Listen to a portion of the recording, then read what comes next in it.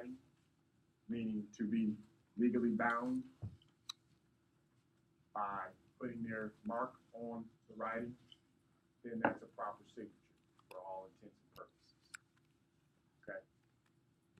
So we're good here. Capitalist company being the trade name under which Walter was doing business, perfectly fine. Okay? Good. The fact that they're drawn on Walter's personal account is irrelevant. Okay? Again, he's a sole proprietor. He's viewed as one single economic entity called a BA class. Okay? So this is fine.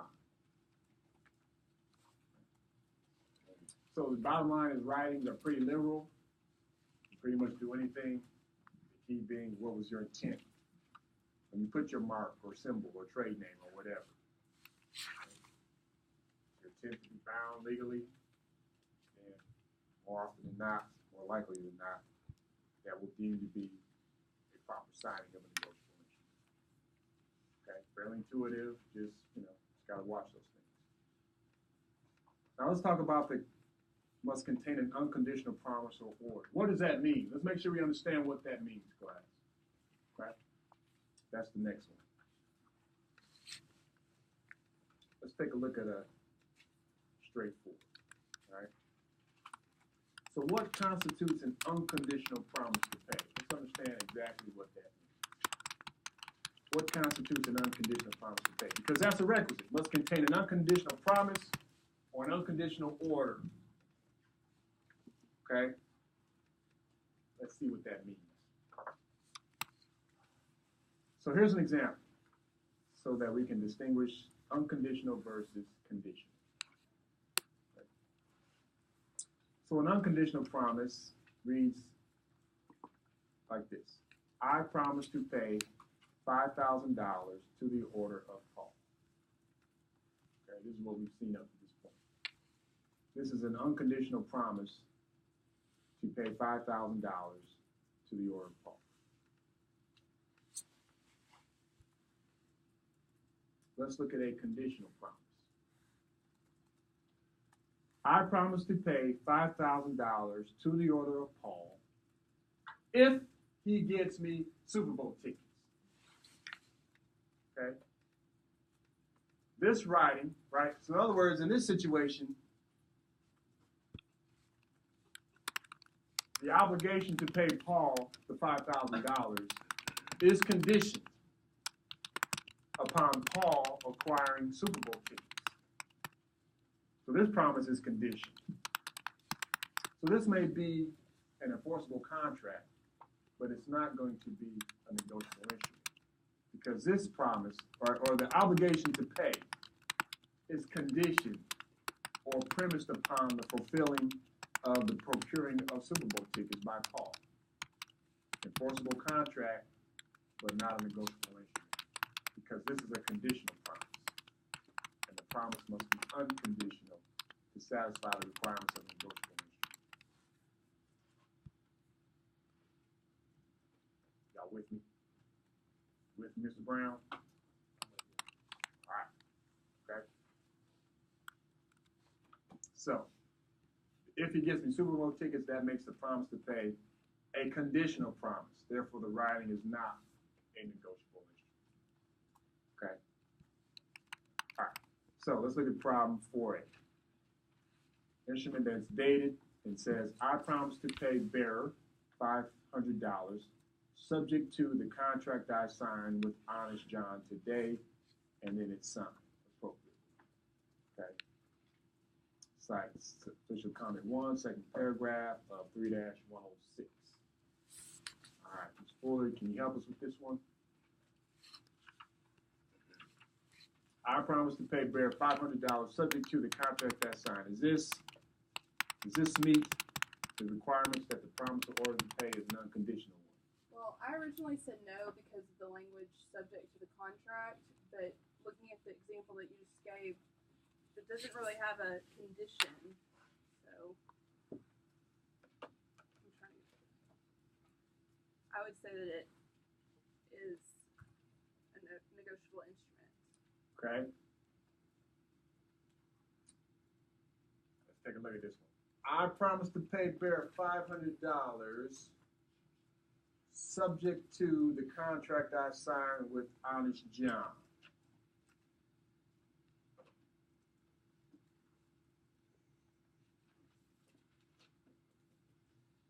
All right.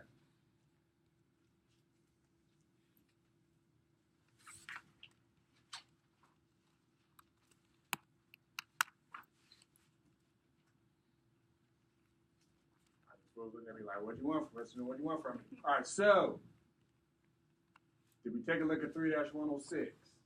Is there anything in there that's helpful for us?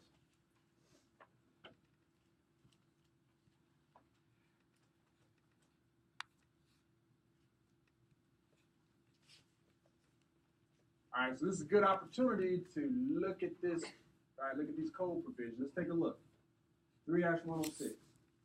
Except as provided in this section, for the purposes of section 3-104, a promise or order is unconditional. All right, so the default provision is unconditional. Unless it states, 1, an express condition to payment, 2, that the promise or order is subject to or governed by another record. Have we read far enough, y'all? To answer the question? All right. So Ms. Fuller, what do we have here? So you have a contract with Honest John. Okay. So that's another record. So do we have a negotiable instrument here? All right. Why not? Because the promise or order is subject by the contract with Honest John, and you're paying to pay bearer. Correct. All right. Payment of this is contingent, is subject to fulfilling whatever contractual obligation that was signed with Honest John on this same day. This is not an unconditional promise or order to pay. This is a obligation to pay that's subject to, contingent upon, whatever the terms are in that other right. Okay? And we got there, right? I mean, like I said, 99% of the time, it's there because the code says it. But to understand it intuitively, this promise to pay is conditioned upon, or premised upon, more specifically subject to completing, fulfilling the terms set forth in this other right, this contract. Therefore, this is not a negotiable instrument. Okay? It is an enforceable contract, but it's not a negotiable instrument because the payment is contingent or subject to some other right, the fulfilling of some obligation. All right?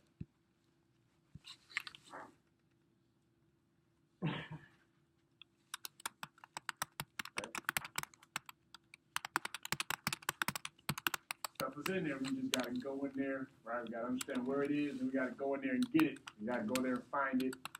We got to understand what it's telling us. All right, so here, payment to bearer is subject to the contract, right? The signatory made with Honest John. Okay? Promise or order is not unconditional when that promise or order is subject to or governed by another record. Subject to or governed by.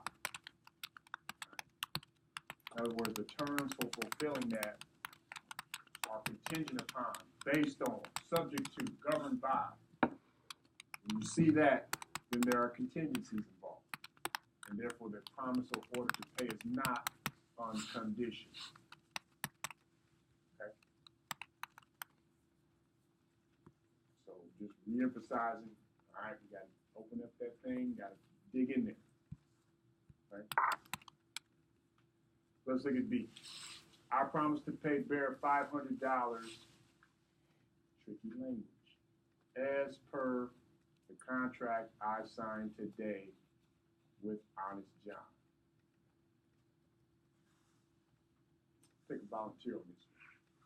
Who wants to stab at this? All right, Jordan, appreciate it. I think that one actually is negotiable because it says as per the contract, which would mean that the promise to pay the bearer is also within the contract and on this form. So it's not subject to the contract, it's just stating that there's also a contract which says the same thing. Right answer, Jordan. Okay. So let's just kind of look at what this is saying. And let's just understand what it's saying in plain. Right? So I promise to pay bearer $500. Okay. So what it's saying is I promise to pay bearer $500. And in case you're wondering, it's because we had this contract that I signed. In case you're wondering why I'm paying. All right. It's informational in this situation. It's just letting you know, by the way, there was some underlying obligation from which this obligation to pay has stemmed, in case you were wondering. But this promise to pay is an unconditional one. It stemmed out of this thing that's been fulfilled. I'm just letting you know, as per. Just think of that as an FYI, in case you're wondering why I'm paying. It's because we had this obligation, it's been fulfilled, it's been taken care of.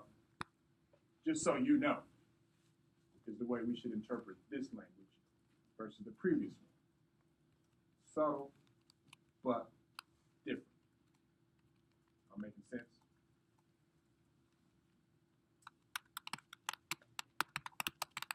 Y'all hearing me? You hear me, Ms. Nash?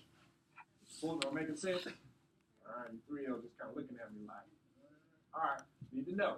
Need to know. Need to feel the love, all right? Just give me a little nod or something, all right? Let me know you're out there. Okay, yes, all right? Good, Jordan. That's what we're looking for, all right?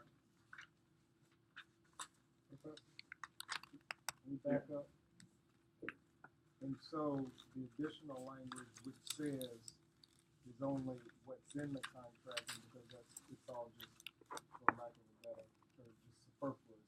It's still part of the contract, is what the contract says. So regardless of what that language would have said, unless it had a condition in it, we're good to go. We could take it that way, all right? This is the way I look at it, all right? So any writing, we just have to look at it and just interpret it. What does it say, right? Is the writing, or on this particular issue, is the promise or order to pay? Is the payment obligation either, is it contingent upon, is it subject to, is it based upon something, or is it not? Okay? And however that language plays out, but that's the overriding question. I think that's the better way to think about it. So the way we look at this is just as per. That's just kind of informationally, just so you know, in case you were wondering why I'm paying this. Here's why. But the obligation to pay was not subject to or contingent upon. All right? As we play with it more, as we do more, it becomes second nature. This is our first exposure to it. It sinks in, right? Repetition. We're getting the idea. All right, so this writing is a negotiable instrument. And the way we think about it, and again, looking at the code in 3-10683, we think of that as a reference to another record. All right? A reference to another record does not by itself make the promise or order to pay conditional. All right? I got that out the code. All right? Answers are in here, y'all. Y'all just got to get in the habit of digging this thing open and getting at that stuff. Okay? Good. 4C, I promise to pay bearer $500 on January 1st, 2016. For rights as to prepayment and acceleration, see the contract signed September 25th, 2016 between the maker and the payee. Is this a conditional promise disqualifying this writing as a negotiable instrument, or is this writing, does this writing, regardless, maintain this status of a negotiable instrument? Who wants to take this? Yes, sir. Is that Mr. Johnson? Okay, Mr. Johnson. According to 303-106B, Part I, as referenced in the book, this includes reference to another record for a statement of rights with respect to collateral prepayment or acceleration, and this makes that the promise of the order is not conditional, so this is negotiable. Exactly right. Okay, that's how it works. Right there in the code, y'all. Right there in the code. 3-106B. Little I. A promise or order is not made conditional by reference to another record or a statement of rights with respect to collateral, prepayment, or acceleration. Okay? In other words, if we have these types of things in here, that does not destroy or disqualify the writing as being a negotiable instrument. It does not make the promise or order conditional. And therefore its status as a negotiable instrument remains intact. Okay? So this instrument is negotiable. All right, so the language of that issue. For rights as to prepayment and acceleration, see the contract signed September 25th, 2016. Okay? 3-106B little I, as Mr. Johnson pointed out, accounts for this very scenario. Okay? It tells us when you have this type of language, it does not make the promise or order to pay a conditional promise or order to pay.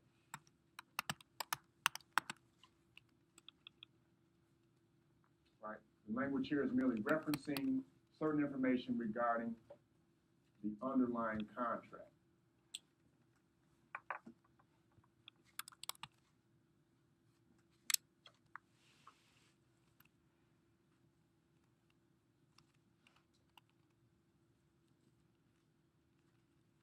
So if we haven't been out there doing business transactions, some of the stuff may not be as familiar with us. All right. Oftentimes, when you get into a payment obligation class, the payment obligation may include certain things like the putting up of collateral in case we default. All right. It may have language about paying early. Right. A loan may have set payment dates, but people may want to pay earlier because ultimately they won't pay as much interest if they pay down the balance or they pay off the loan sooner than the terms. Okay? Or under some circumstances, payment may be accelerated. In other words, sometimes if you default on a payment obligation, then the one to whom you're obligated to pay may accelerate and call it due. So commercially, these things are sort of already, or they're letting you know that if there are, or the writing provides for or requires collateral, or allows for you to pay early, or has situations that accelerate payment, none of those infringe upon the payment obligation being unconditional. Am I making sense, Mr. Johnson? Okay, this is new exposure. All right, let's start rolling off the tongue. Okay, so this is fine. All right, this writing is sort of standard. It does not affect the promise or order to pay. It does not make the promise or order to pay conditional. Okay. Skip problem 5. All right, nice to know that before. All right, skip that one. All right, little mental break, about time. I'm just going off the reservation these days. You know, I'm just trying to find some new stuff. Just don't feel like doing sports right now. Cowboys press, you know. We thought we'd be here this time it's not happening, so I'm just going off. I'm just finding other stuff. All right, so unsettling photo. I'm just going to new categories, y'all. So what makes this photo unsettling? The photographer was walking through Central Park in 1974 when he ran into these young mimes. 30 years later, he realized he had photographed a young Robin Williams. That doesn't unsettle me. That's just kind of interesting. All right. I'm assuming this one's Robin Williams. All right. This looks nothing like Robin Williams. That looks like Robin Williams. What's that? This is really hairy arms. Yeah, that's right. That's the trademark. Yeah, that's Robin Williams. No doubt about it. Like more. That's right. More for Mork and Mindy. All right, watch that. All right. So what else we got? What's this going on here? A British foot guard passes out as Queen Elizabeth II rides past during the Colour Parade in June of 1970. You know what's unsettling about this? No one's bending over to help him. You know what I'm saying? I guess the Queen is more important, and paying attention to the Queen, I guess they'll get to him at some point. What about this third one? This looks like my office, right? So I'm not unsettled at all. But what's this information? Albert Einstein's office in Princeton, New Jersey, the way he last left it, he would die later that night. So, interesting. So these photos were tagged as unsettling. It's just kind of interesting. All right. So that's how Albert Einstein kept his office.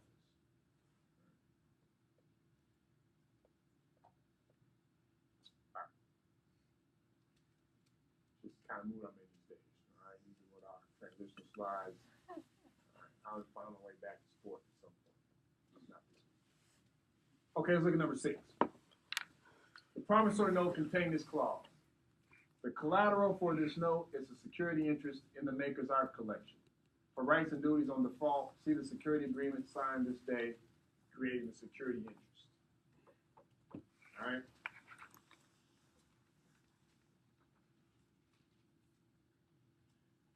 Let's go to Mr. Burns. Mr. Burns here. Mr. McKinley in the back. Can you help us with this one? The collateral for this note is security interest in the maker's art collection for rights and duties on default. See the security agreement signed this day, creating the security interest. Does this clause destroy negotiability?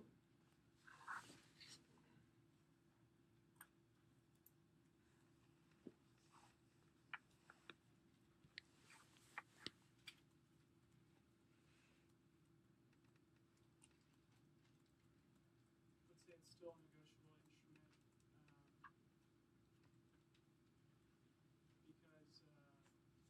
respect promise or statement of writing.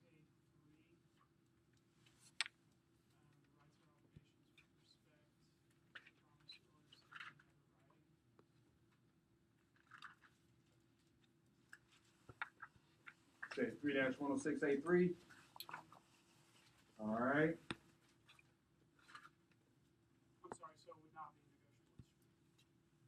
Would not be negotiable. Yes. Because A3. All right. Did we look at 3-106B?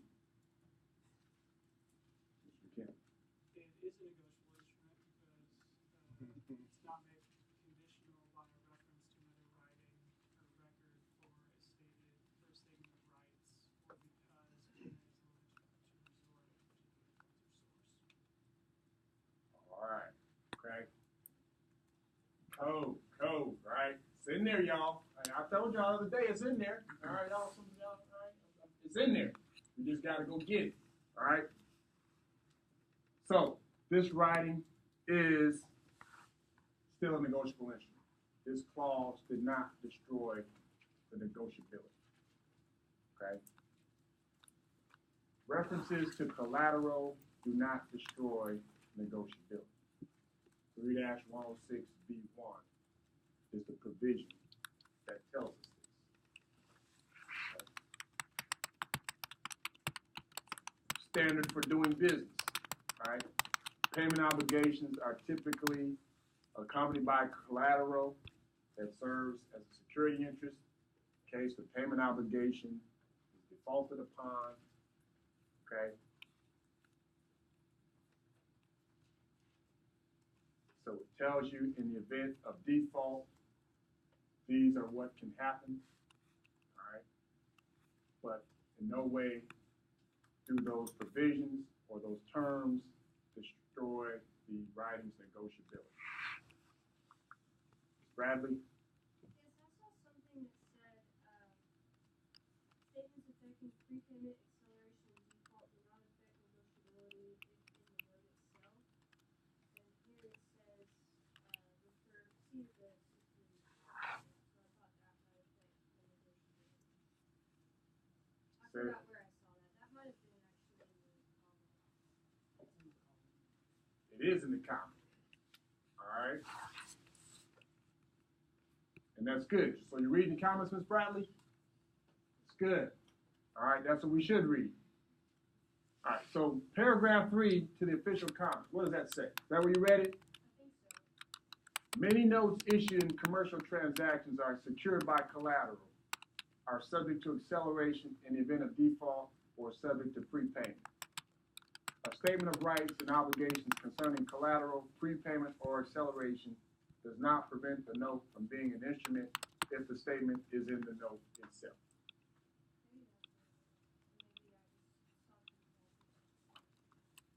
Okay? So this is a statement as to collateral, prepayment, and so forth. It's in the note itself. It does not destroy negotiability. Okay? Standard operating procedure for these types of transactions. Payment obligations often will come with collateral and provisions providing for what may happen if the payment obligation is not fulfilled as per the terms. Then there's plan B is to say, okay, we'll need to have some type of way to get at that collateral so that we can use it to satisfy non-payment of the note or the payment obligation. Nancy, do you want to say something? I just had a question, and I think this is kind of a language question. It says specifically, does not prevent the note from being an instrument. It didn't say does not prevent the note from being a negotiable instrument. When it says instrument, they're meaning negotiable instrument. All right. So yeah, they're meaning negotiable instrument. All right. Yes, sir. Is that Terry? Yes. Yes, Terry. What you got for me? I have a problem with the fact that in the question it says the rights and duties on the default, as opposed to rights and duties or acceleration.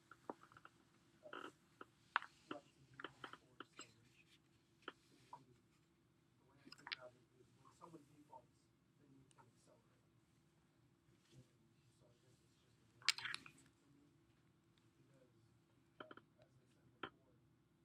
a language issue for me, because as I said before, in 106.83, that rights and obligations with respect to a promise or order are stated in another record. So default is not collateral, acceleration, or whatever the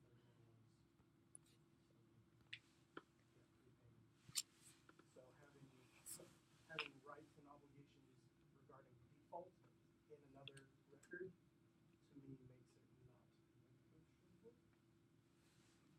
Okay. All right, Terry. Did everybody hear what Terry said? Probably not. I'm trying to distinguish the difference between default and acceleration, prepayment, and collateral. Okay. So I think what Tarek is saying is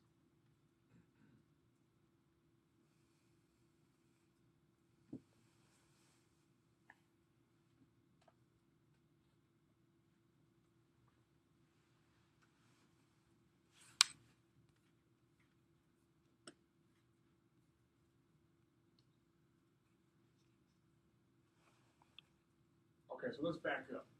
I'm not quite sure what Tarek is saying. All right, so let's back. All right, go ahead, Justin. I think I was thinking the same thing. It wasn't the collateral part that destroyed it for me. It was the fact that the rights and duties on default were referenced in another document that destroyed it for me. Is that what you're saying? Okay, so the first thing I would say or ask you is,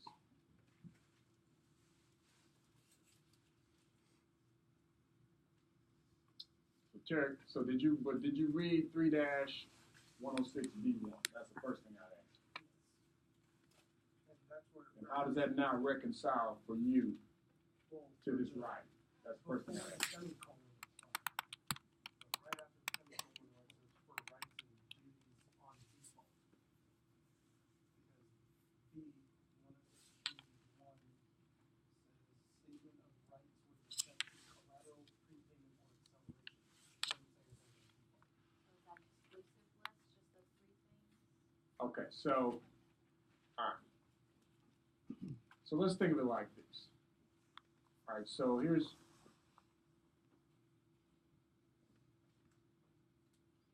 okay, so how do these notes work, all right, in practice? Okay, so, Tarek, I may promise to pay, you may loan me some money, okay? Or you may provide me with something. Well, let's say, yeah, you loan me some money, okay? I promise to pay you back. You want to make sure you get paid. So the way to ensure that is if you can attach something I own and have the right to get at that in the event I don't fulfill my obligation to you. Okay. So that contingency is set forth in 3-106B1. A promise order is not made conditional. So if I promise to provide that collateral in the event I don't pay, that is not something that makes my obligation to you conditional. Does that make sense? So I guess in this problem, the rights and duties on default is directly correlating to this collateral. Correct. You gotta think of, you gotta separate the obligation or the promise to pay or the unconditional promise to pay with what happens if I don't pay. I still have an unconditional promise to pay you. But if we get into this next context where I'm defaulting, well, then these other things kick in. And just because these other things kick in, the right to attach my assets, take that asset and sell it to fulfill the payment obligation, the contractual right to do those things does not negate the fact that my promise to you is an unconditional. I don't know if that makes sense, but that's what we're talking about here. All right, Jesse, you with me? Yeah, because all those rights and duties on default relate to the collateral you just mentioned. It all goes together. It's not two separate provisions. That's where I was confused. Okay. Tariff's not convinced you. All right. We'll just keep going for right now. All right. It flows, right? New stuff, new exposure, first time. Okay. So this clause does not destroy negotiability. References to collateral, the right to prepay or the right to settle that judgment, the right to attach that collateral, those don't destroy negotiability. Those don't make the promise or order to pay conditional promise. Right?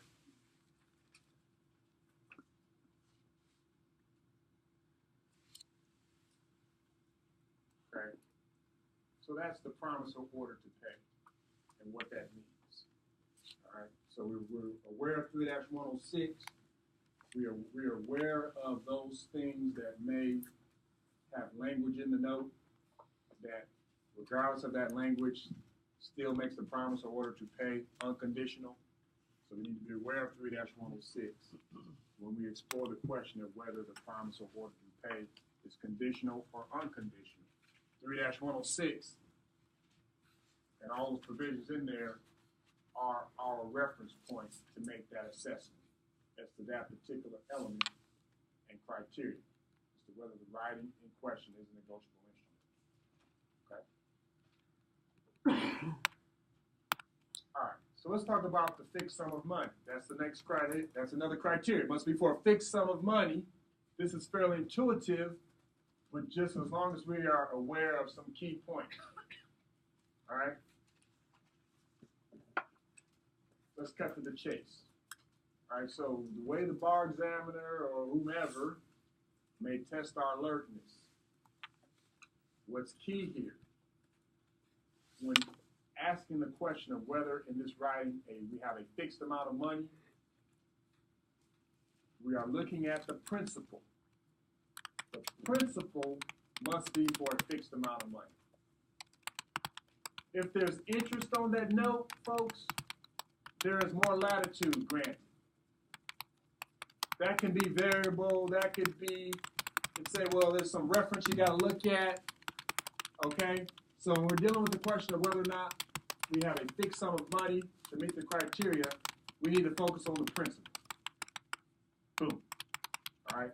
That's it. That's the answer to this issue.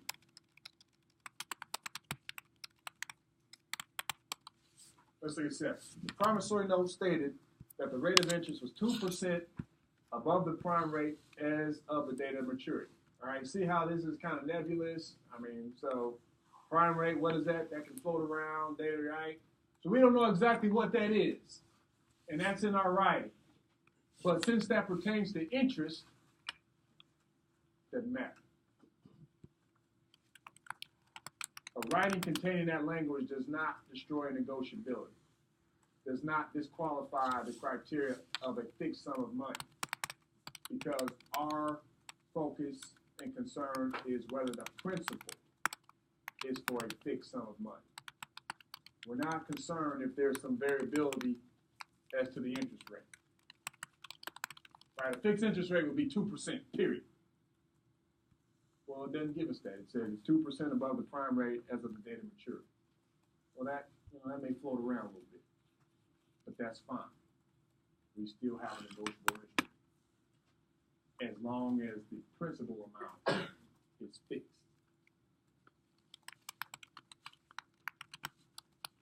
Y'all with me?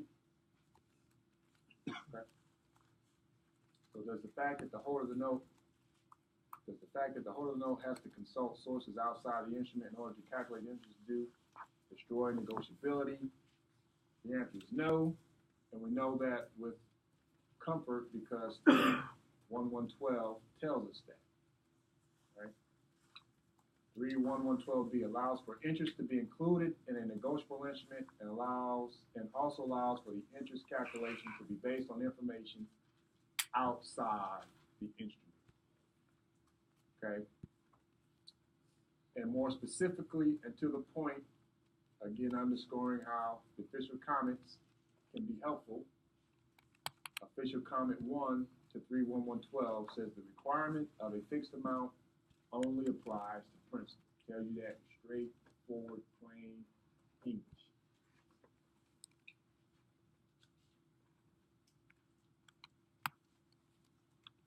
It's all there. Answers are all there. We just got to know where they are, what they need. Okay. All right. A courier without luggage requirement. This is the language that the author uses, which is very helpful. So now we're going to explore this no other undertaking except a promise to pay money. Let's understand what that means. Okay? Let's understand what that means. So first we see it's governed, or we can find it, or it speaks to it in 3-104A3. Let's take a simple example. Let's take a note or writing that says, I, Paul, promise to pay to the order of Mary $50,000. And I promise to bake Mary an apple pie. Y'all see that? That's an additional undertaking. So this writing is not just, right, so for a negotiable instrument, the only obligation on the one who has to fulfill that obligation must be to pay money. That's it. If the writing contractually agrees that person to do things in addition to pay money, then we have a problem. Well, we don't have a problem. We just don't have a negotiable instrument. If we had stopped with our promise to pay to the order of Mary $50,000, the only legal obligation being undertaken by this is the promise to pay to Mary's order $50,000. No other contractual obligation is stemming from this writing. But if we throw in something else, and I'm contractually obligating myself to bake Mary an apple pie, in addition to pay her 50 grand. Is it paying her 50 grand wasn't enough? I got to bake her an apple pie. All right, okay? All right, that's an additional undertaking. And when we have an additional undertaking, we don't have a negotiable issue. We start getting bogged down. All right, apple pies, right? Super Bowl tickets. No. Clean and neat. We're just trying to pay the money. That's it. Any other additional stuff, any other additional undertakings, that disqualifies the writing as a negotiable instrument. Okay? So that's what we mean when we say an additional undertaking. No additional undertakings. Can't have that. Okay?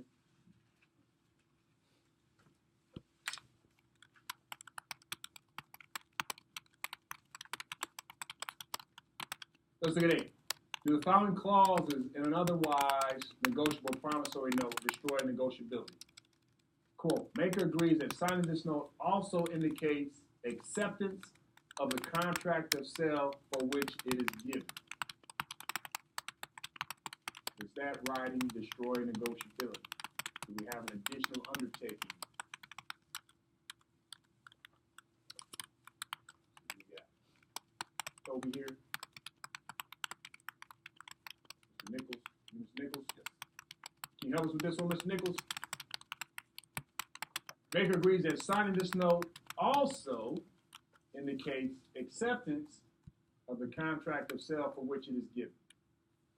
I don't think that destroys negotiability of it because it's just indicating that it's the payer for the contract, but it's not subject to any conditions of the contract.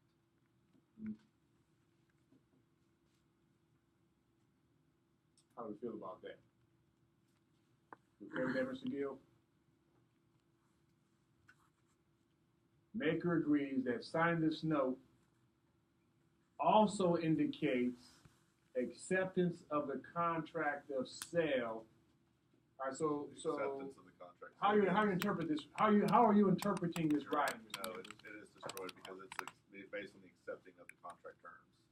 Not only am I agreeing to pay this note, but I'm also accepting the obligations of the terms of this contract at the same time.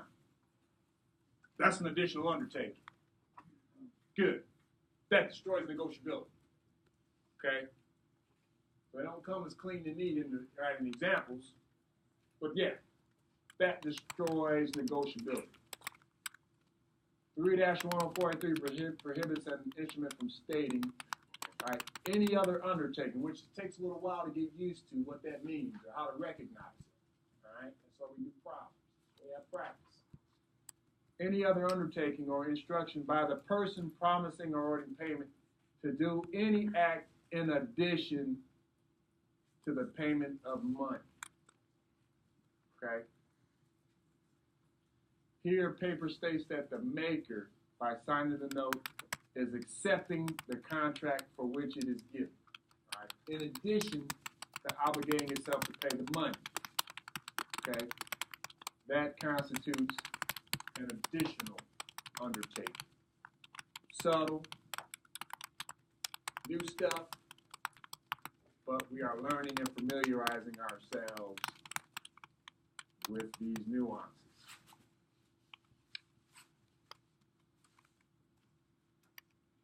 Good. Let's look at B. Maker agrees and promises that if the holder of the note deems himself insecure at any time, he may so inform the maker, who will then supply additional collateral in an amount and kind to be specified by the holder.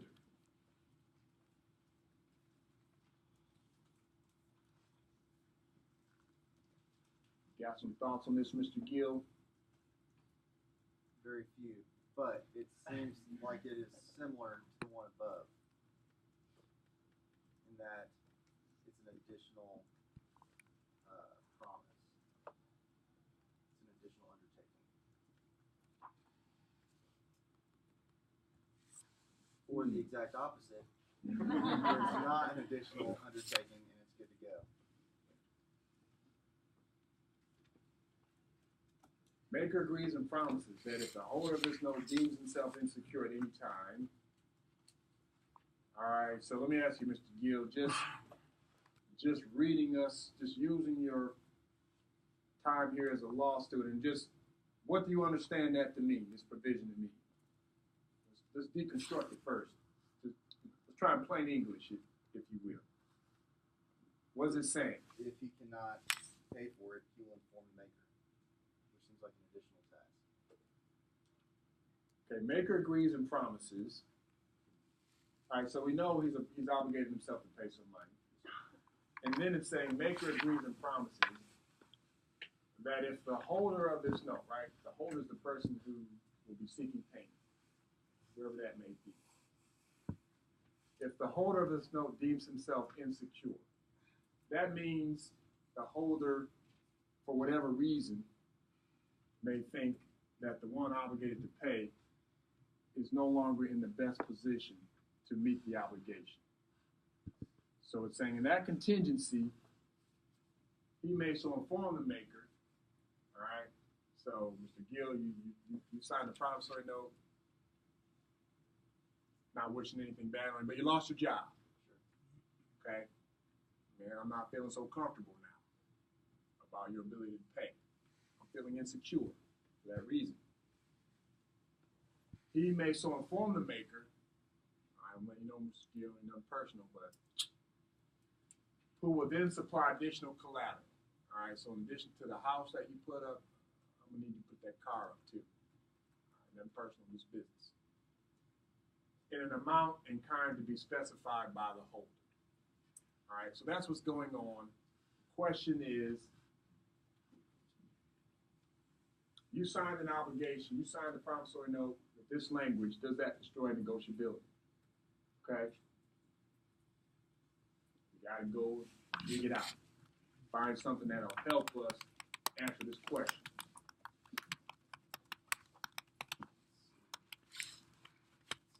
Looking at 304, 31043, and under 3, subparagraph I, an undertaking or power to give, maintain, collect, protect collateral to secure payment.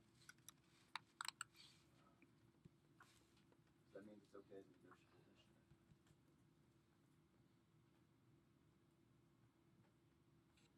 Section 3-104A3 little I. A3 little I. All right, it's in there. All right, except as prior to subsection C and D, negotiable instrument means an unconditional promise or order to pay a fixed amount of money with or without interest or other charges described in the promise or order if it, okay, does not state any other undertaking or instruction by the person promising or ordering payment to do any act in addition to the payment of money, but the promise or order may contain. It's giving you some specifically enumerated exceptions, but it may contain an undertaking or power to give, maintain, or protect collateral to secure payment. All right, so this is an additional undertaking, but it's a specifically carved out exception because this is the way these transactions go, right? This is allowing me, in the event that I feel insecure because something happened with you, Mr. Gill, for a contingency plan. And they're just saying those type of exceptions are okay. And if that's in the writing, we still have a negotiable instrument. All right? It's a specifically carved out exception. Because it's allowed. All right? How do we know? Because it's in the code. All right? Read the code. This is, all right? That second class, when I told y'all read the code the first class, okay, yeah, whatever. In that second class, right? So we understand we got to read this thing. We got to get in there. We got to dig in there and find it. All right, let's look at the last question of the day. Do the following clause, all right, so maker agrees to let the holder select an attorney for maker at any time the holder directs. Said attorney is hereby given the authority to confess judgment against the maker in any appropriate court. Is that Ms. Taft? Yes. It said that negotiability was not destroyed, because section 3-104A3, two little i's, says that it doesn't destroy negotiability. All right. An authorization of power to the holder to confess judgment or realize on or dispose of collateral. Okay. Again, class, this is business stuff that comes with these types of transactions. So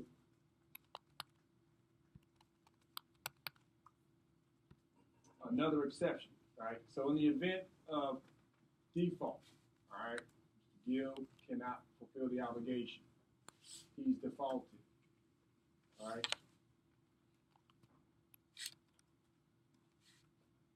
One of the things we can do when we enter into the contract is give me the ability to get a judgment on default to facilitate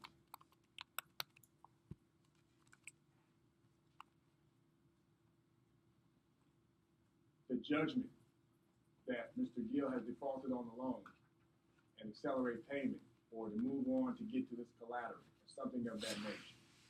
All right, we don't need to be intimately familiar with these transactions, but understand generally what's going on here, okay? And the fact that this is another carve-out exception that mirrors the way these transactions go to help facilitate the collection in the event of default in this instance. And they're saying you can put those type of provisions in there, and even though it's an additional undertaking, it doesn't destroy negotiability. Right? These are things that happen in the course of business that are sort of standard, happen, inherent in this type of deal. So we're allowing for these types of undertakings. And when we have these additional undertakings, they do not destroy negotiability. Okay? All right. So that's it. All right. Just got it. Right? It's all in there. Just got to read the code. Got to do it. It's there. And it'll flow. All right, it'll flow. Okay, that's it. I'll see you all a week from today. All right, I will post. No, I won't post this yet until we get through all the files. But the assignments for next week are already posted. Check them out. I'll see you guys next week.